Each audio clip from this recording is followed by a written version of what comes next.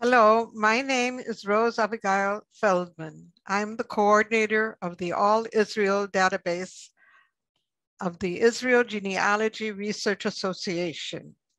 I invite you to join me in a three-part series covering the period from the mid-19th century through the 20th century, dealing with Palestine, Israel, and the parts of the Mediterranean basin.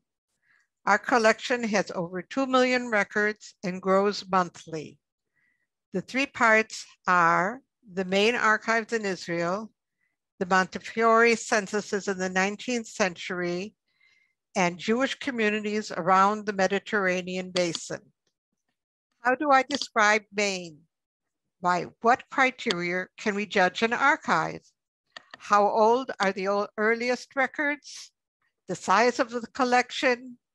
Is the material in the archive exclusive to this archive? Is this the only archive to find the material in? Is the archive friendly to genealogists? What hours are open to the public? Does the material have to be ordered ahead of time? Is the website user-friendly? Is the catalog searchable online? Is the database searchable in more than one language? Are scans of images available online? The relative importance of each archive depends on what you are looking for and the ability to access the material. Here you see in front of you a list of archives in Israel that is listed on the website of the National Library of Israel. And though part of the information is in Hebrew, you will see that you can see the archive name on the left side, and you even have an email so you can contact them. I'm showing you the website for Israel, the Israel State Archives. It's the largest archive in the country. It includes documents from the end of the Ottoman Empire, the British Mandate, and the State of Israel. It has a searchable catalog, but only in one language, usually the language of the document, and it's usually only Hebrew or English. As I said, it has the largest collection of scanned material in Israel. And I want to mention that privacy in Israel is 70 years. So some of the information will be redacted, and so you won't be able to see it on the scans on their website. If you're interested in the period of the British Mandate and the Jewish community inside the country, your place to go is often the Central Zionist Archives. It also includes documents from the end of the Ottoman Empire of the Jewish settlements, the British Mandate, and the State of Israel. The archive is searchable online in English and Hebrew, and much work was done after World War II using this archive to reconnect family members separated by the war. And you can request research, but you will have to pay for it. At the bottom of each page, you should be seeing the URL of each archive.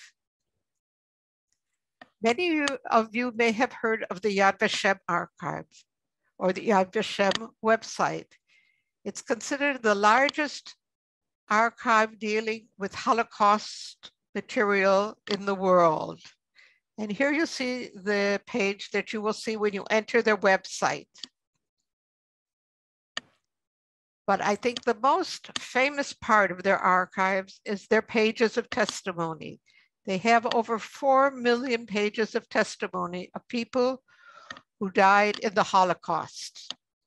How do you find these pages of testimony? You go to the menu, the drop-down menu of archives, and there you will find the pointer to the central database of Shoah victims' names. Shoah is a word we use in Israel when we are talking about the Holocaust. And then you'll be able to put in the name, the first name, the family name, or even the country or place you're looking for. And if there is a hit, you will be able to see a scan, just like you see on the right side. And this information has been also transcribed and translated. So you don't have to worry about not being able to read something in a foreign language.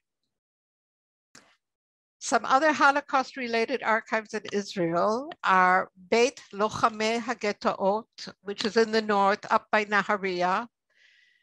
You have the archive in Bnei Brak called Genzach Kiddush Hashem, and you have the archive called Edut, which is a memorial to Mordechai and Alevich, and that archive happens to have 5 languages. You can search it in Hebrew, Arabic, Spanish, German, and in English. I want to mention that we have many types of archives. We have municipal archives and local. Why do I say local? Because some of them are from smaller places that at the time or even now may not be considered a city. You have the Tel-Aviv Yafo Archives, the Jerusalem Municipal Archives, the City Archives of Haifa, and you'll see that all of these are not searchable online, though some of them have already started scanning their materials.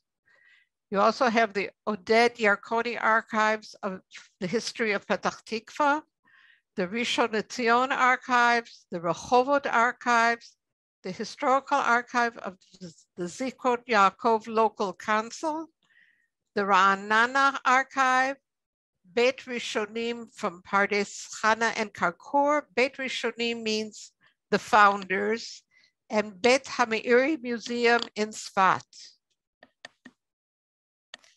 There are also many archives that deal with various movements and events. You have the Yad Tabenkin archive, which deals with the kibbutz movement. It's searchable online, but only in Hebrew.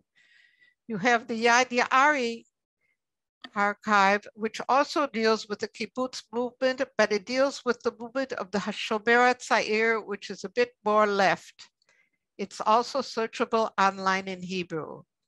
You have the Lavod Institute, which is an archive of the labor movement, which was the political party in Israel and still is.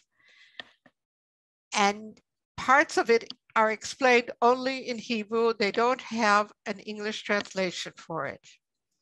There's also the Jabotinsky Institute in Israel. It's the legacy of Vladimir Ze'ev Jabotinsky and the revisionist movement. It's searchable online in Hebrew and English, and some of the material is already scanned and can be seen on the web. Another example of an archive is the Conrad Schick Library and Archive of the Christ Church in Jerusalem.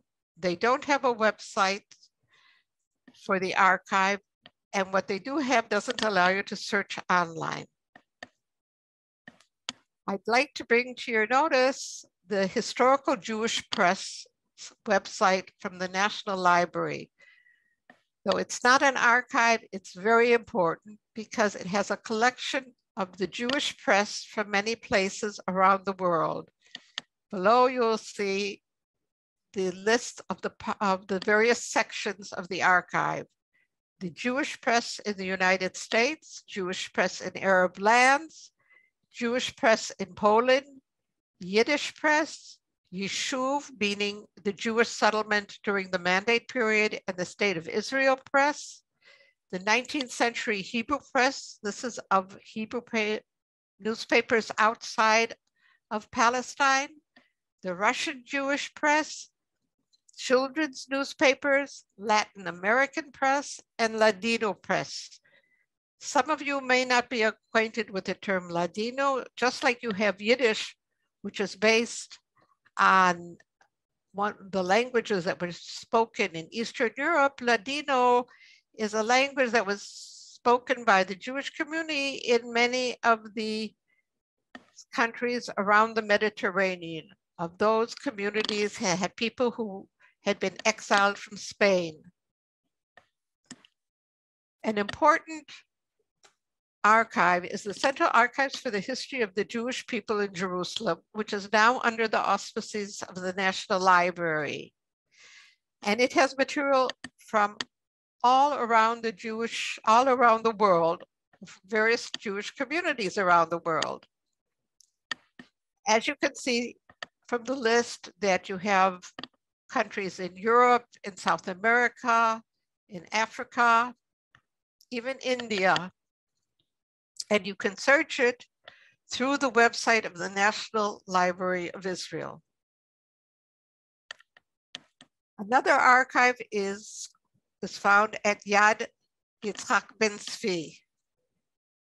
This is in Jerusalem, and it's named after the second president of the State of Israel, who was a researcher of the Jewish communities already in the 1920s.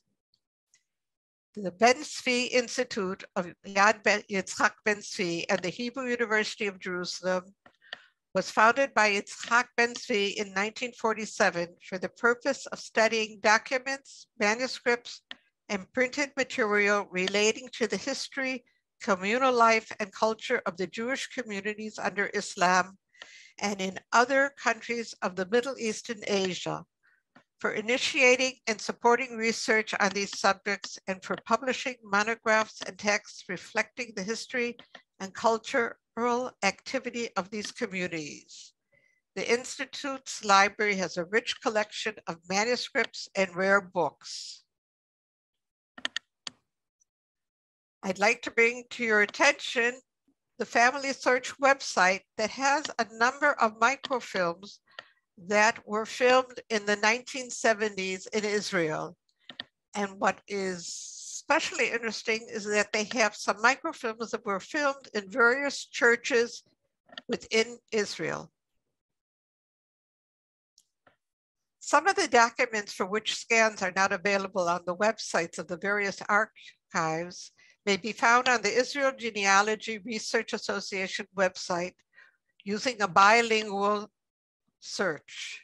The registration to the website is free and allows you to search the collection without seeing all the details and the scans. This is what the search engine page looks like. And you can either do a phonetic search or an exact search. You could do it in Hebrew, you could do it in English. Registration for the website is free. As I said, you could search by phonetic matches or by an exact search.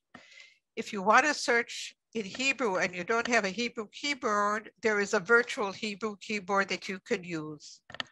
Most names are transliterated from the original language. If the original document was in Hebrew, we did our best to translate the names into English or Latin letters. And if the document is not in Hebrew, but in some other language, usually in the Latin alphabet, we've transliterated the names into Hebrew. And we have a number of filters which will help you to find what you're looking for. After you've put in the name, you'll be able to choose the record type or what are the top surnames in your search, because if you look for Cohen, you might find that there are many people who have a double surname where Cohen is only part of it. The top given names for your search, what localities in Israel are listed with the names that you're searching for, or if you're looking for someone who might be in a document from outside of Israel, what countries appear next to names of people. You can also use a filter by years. If you're looking for someone who maybe immigrated in 1930, you're not interested in looking for the information, seeing the information from the 1890s or from the 1970s. And you can search by source, which is the name of the document, or by the repository, which is the name of the archive, or by the name of the database that we've given to that collection.